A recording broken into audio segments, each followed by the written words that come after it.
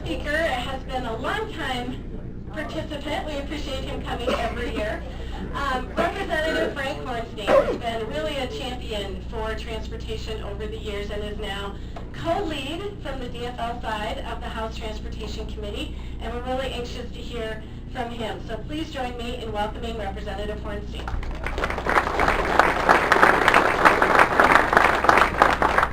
Well, thank you so much, Margaret, and thanks to all of you.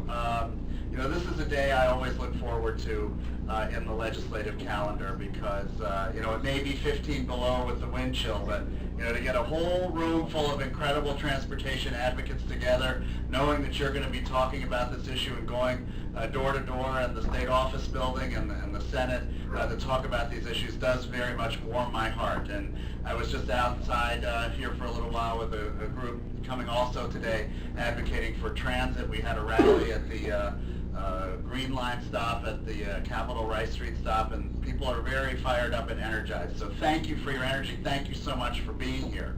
And as the governor pointed out, we are really, truly at a crossroads, and even more so just the next couple of months, I think, are going to be very, very critical in terms of seeing whether we are going to finally have a future where our transportation needs are addressed, or we're going to have more stalling and procrastination. 2 months. So what happens in these 2 months is absolutely critical if we're going to get a good bill. And this is why the group of people that is here today is so key in making sure that agenda can be advanced. So you are making such a huge difference. Now let me just address a couple of things that have been put on the table so far this morning. We have heard about, well, we need to do more efficiencies and we need to have more improvements in procurement, etc. You know, that may be true, but the amount of revenue that produces is really, really small potatoes. And I will tell you, the most inefficient thing we can do is to continue to stall on this issue. If your contractors, for the contractors in the room who were mentioned, you know that the costs are going up, even outpacing inflation. And so the most inefficient thing to do is procrastination. And I'll also say that in the bill that we passed last year, the finance bill in the last biennium, we had a requirement for efficiencies for MnDOT. The governor's bill goes even further than that, so that's being addressed. So let's not get distracted with that question. Let's also not get distracted with this whole debate about the need, right? What's the number? You know, this is now surfaced all of a sudden. What's the number? Well, the TFAC group had business, had labor, had economists, had citizens, had elected officials from both sides of the aisle, and they went through a very, very thorough, data-driven process, which MnDOT continues to this day. We know what the number is. We know what the need is. That is yet another attempt to procrastinate and distract from this issue. So we need to move forward very, very deliberatively with our plan, which is a plan that works. We have a revenue source for roads and bridges that's dedicated, that keeps up with inflation, that is something that has been adopted in other states, including red states. Like I say, if the gross receipts tax is good enough for Scott Walker, it's good enough for me. And we have a metro sales tax proposal that is also the way that the metropolitan areas around the country that we are in competition with, competition for bright young people, competition for jobs, competition for commerce. They use a dedicated metro sales tax, and that's what we have in place for our transit system here in the metro area. And let's not forget about transit in greater Minnesota as well. And that's a very, very important part of Senator Dibble's bill, which I'm co-authoring in the House, as well as the governor's bill, which I will also co-author in the House. So we have our work cut out for us. And as the governor mentioned, this is so critically important for our commerce and our economic development and the future of our state. And our Corridors for Commerce plan that we put in to place last year has really captured people's imagination. We have actually made progress on I-94. We've made progress on Highway 14. We've made progress on Highway 23, 371, and the list goes on and on. But in order to keep that progress going, we have to have new revenue. And the final thing I will say is when we talk about the plan that's currently on the table in the House, the $750 million been thrown around. It's much, much less than that, folks, because 3/4 of that money is already existing money that MnDOT has that is already being used. So this idea of this reserve balance as some kind of new untapped source of revenue, that's an absolute myth. And Charlie Zelli, Commissioner Zelli, put that to rest yesterday when he testified at the House committee. So the real number is something like $200 million, and you divide that over the 4 years, you know that's about 5 miles worth of new road every year. And no matter what need number you come up with, that's certainly not the need. So I will thank you again so much for being here. Your voices make a huge difference, and we really appreciate your being here.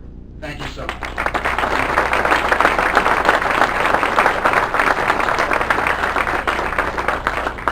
Thank you, and we really appreciate Representative Hornstein's leadership in creating the Corridors of Commerce program, which I know a lot of you are really interested in and has been really helpful for focusing on the key corridors in the state that really do make it. Oh yeah, I can take questions. Oh yeah, does anybody have any questions? I forgot the Q&A part. If you have, I'm happy to. Don't be shy. Yeah. Here we go. Well, since truck weights were mentioned, I gotta say, as a county engineer, I should probably be behind that, because I don't have the money to make my roads stronger, and if you can make them stronger with the law, I gotta support that. Well, thank you for that. Well, this has been my position on that issue all along, which is, you know, I have no issue with raising truck weights. What I have issue with is that we don't have the revenue in place to improve the roads so that we can handle those larger trucks. So let's do those two things together. Yes. One of the, what I would call maybe a third distraction that they're talking about is, you know, this large discussion that's opening with respect to deregulation. I mean, that is going to open many, many different areas that are going to cause a lot of distracting discussions that are very unlikely to happen, in my mind, I guess. I don't know, I'd like to hear your comments on that. The statement was that all these issues around deregulating various parts of the industry here are another distraction, and I would, again, agree to that. There's important issues, of course, that have to be addressed. But when we start talking about that instead of what's in front of us, which is $6 billion worth of need and no revenue to address it. And another thing that hasn't been mentioned, by the way, yet today, is we can't count on the federal government to be helping us out. Thank you, Transportation Alliance, for those Washington fly-ins. I think those Washington fly-ins are just going to be important the next few years, just to keep what little we are getting from the federal government. So we are going to have to continue to rely on state revenues as well. And we also are at our peak where we've maxed out on the credit card in terms of what we can spend for trunk highway bonds. So we're really approaching a fiscal cliff when it comes to transportation funding. So it's not just the need that's out there that's not being addressed, it's the fact that what little we have is drying up in the next few years. So I'll be here for 3 more nights. Maybe I'll see you again. I feel like I should do some impressions or something. Where does the governor's $2 billion bonding proposal, where does that fit in with the Senate bill or the bill that you're co-sponsoring in the House? The Senate bill has much more money, a lot of money for bonding that the governor's bill doesn't have. But what I'll simply say about that is there's also limits to what we can do with bonding in terms of this issue.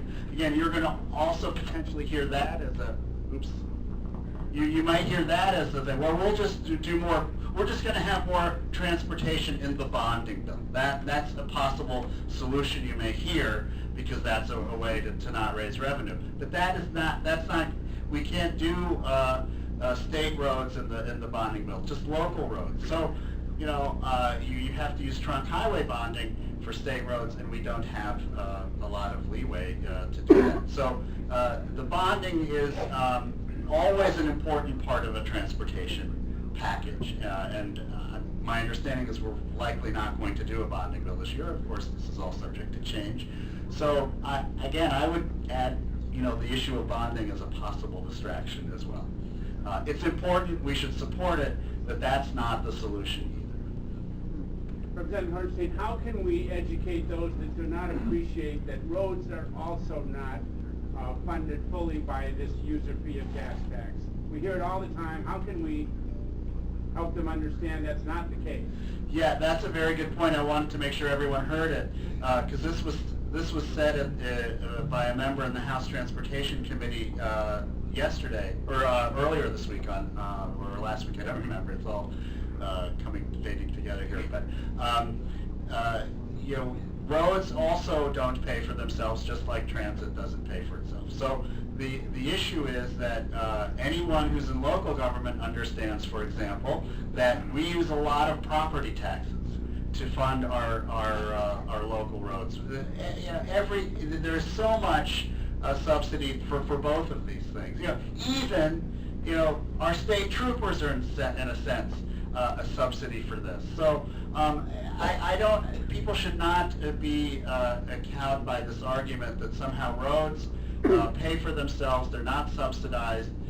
Transit is this huge expensive subsidy that we can't afford. You know, that's another distraction. And I'll say that, you know, every year we have the legislators come together bipartisanly for something called the One Minnesota Conference at the Humphrey Institute. It's great because we are one Minnesota and we have all these experts talking about how we're one Minnesota. But then it doesn't take long in a transportation discussion at the state legislature to realize that's just a lot of rhetoric, because this is where people start to come apart. Roads versus transit, urban versus rural, labor versus business. But what's so great about the Transportation Alliance and the Move Minnesota effort is that everybody comes together. Everybody comes together around this issue, and we cannot be divided, and that's how we won in 2008. That's how we won in 2008. We got this incredible, improbable override, and yes, it was only 1/3 of the need, and we have unfinished business to do, but that was incredible. There was never in 8 years an override on anything in terms of a veto that Governor Pawlenty issued. But we got together and did it in 2008. Why? Business and labor, urban and rural and suburban, you know, public sector and private sector. Everybody coming together in this great coalition, and we've got to continue to build that, because we still have a few folks that aren't involved. And so, you know, continue to build this coalition, to build the membership of it. That's ultimately how we're going to win. So, okay, well, I do a few impressions.